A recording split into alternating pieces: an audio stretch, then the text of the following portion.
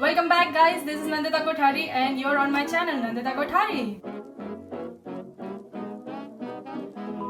So I was talking to one of my friends and I asked her what content should I make on YouTube, and she went like, dude, the only thing that you talk about is food and you love food, but you just have one video on your channel where you make oats in the microwave.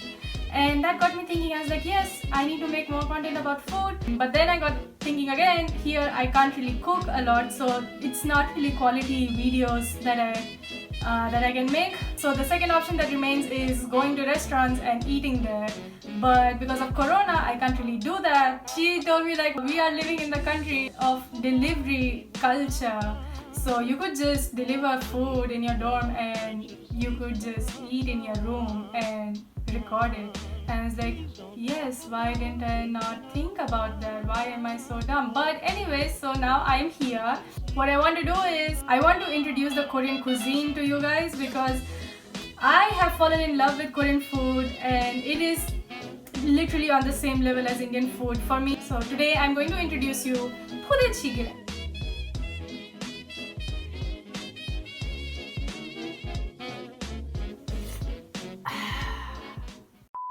Budae-jjigae is one of my favorite stews in Korea, and it has a very short history, but it has a very interesting story behind. They have a lot of painful memories connected to budae-jjigae, but right now in the current society, budae-jjigae is very famous and everyone loves eating it. I wanted to share a little background about budae-jjigae because you just don't eat food, you understand food, and that's how you enjoy food. So that is what I'm going to do. So let's get started.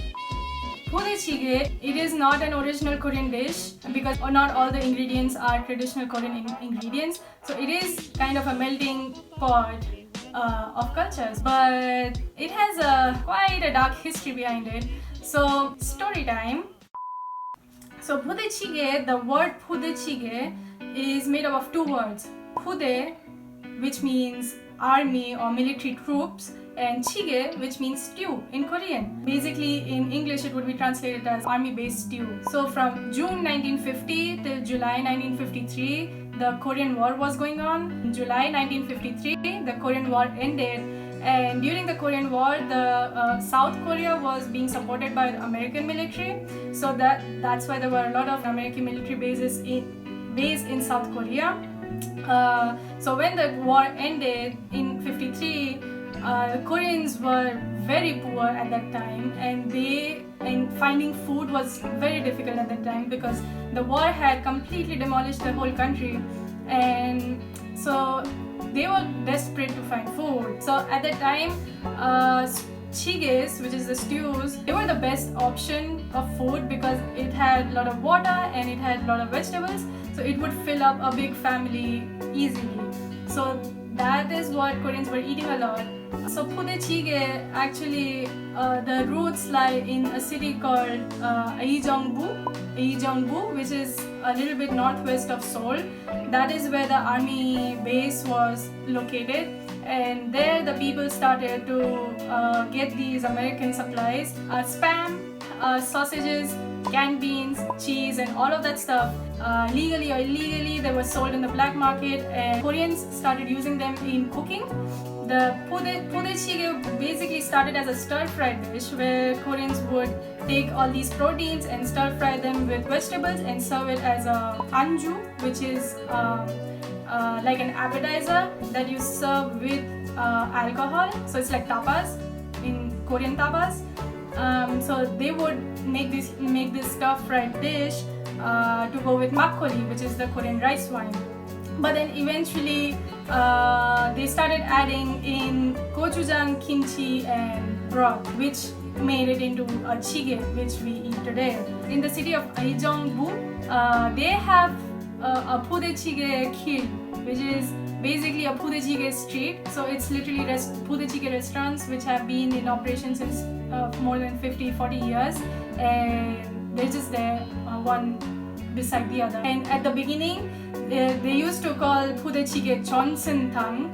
So it was named after that time president of United States of America. So it was called Jeonseun-tang. But then eventually the name which stuck to the dish was budae-jjigae. So Koreans, they use these these American supplies and kind of use them in their own traditional stews and kind of just modified it to accustom to their own palate. When you see pudechige, you see it is really bright red color. That would be because of either gochugaru, which is the red chili powder, or gochujang, which is the fermented red chili paste, or kimchi, which is the fermented cabbage. So pudechige right now has a million variations. It's all different, but what remains constant, the heart of pudechige, is basically using spam, sausage, baked beans, vegetables, a broth, and something spicy. That is how pudechige came to be as it is now. So in Korea, you could find pudechige in restaurants everywhere, and usually it is minimum 2-person portions. So they wouldn't serve you if you go in alone. If you want to eat pudechige in Korea, you might want to make sure that you are bringing in someone with you and don't go alone, because I have gone alone in a pudechige restaurant and they have rejected me because they don't serve to just one person. That was a little story, that was a tiny story about the origin of pudechige. Now is the time to eat the lunch. Ordered pudechige and wangmandu. Wangmandu is basically big dumplings. Yes, yes, yeah.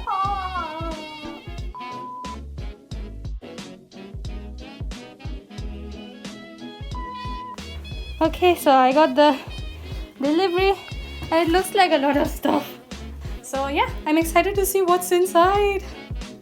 So the food is here. Let's open this and see what's inside. They gave me a lot of stuff. Usually when you order from Korean restaurants, they give you a lot of side dishes and stuff. So I'm excited to see what they give me. If I try.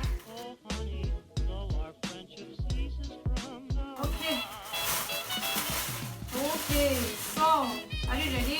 So there's tanmuji, which is sweet pickled radish and soy sauce. Ooh! Ooh! There's so much banchan. There is the cabbage kimchi classic. This is algae. This is kind of slippery and slimy, but I kind of like it. And this is, I am guessing this is dried radish, fresh kimchi. Cha-ja! They look very plump and they're still hot. We have the rice. And the star dish of the day, which we have been waiting for. That's a lot of food. This is not a table. It is, as you can see, I took out one of the drawers from under the bed of the roommate that never came, and I'm using it as a table because that's the best that I could do. Okay, let's see. Ooh, this is full with stuff.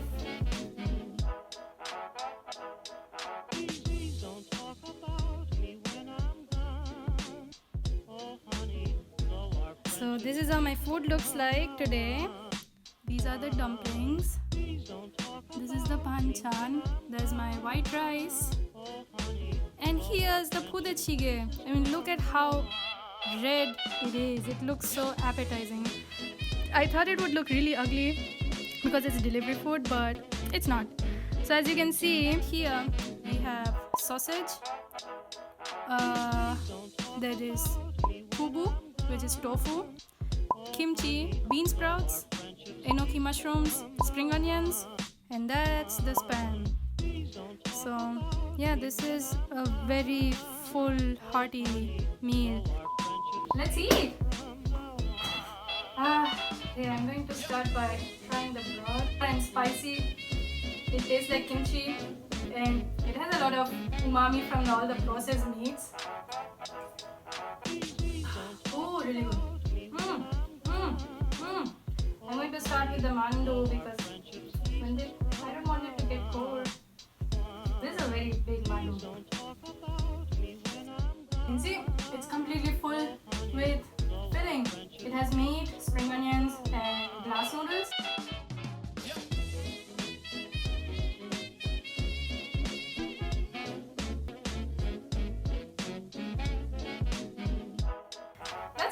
there's just so much stuff that you keep discovering new stuff, and like every bite is different because in every bite you get different ingredients.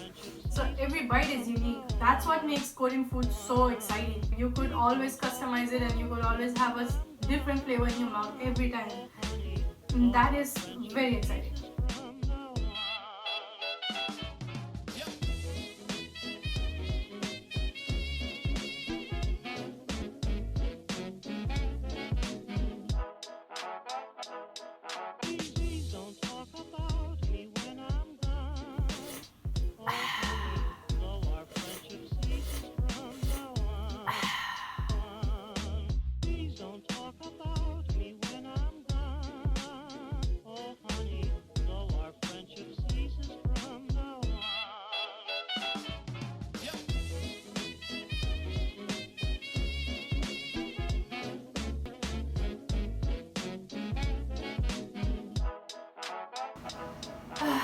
잘 먹었습니다.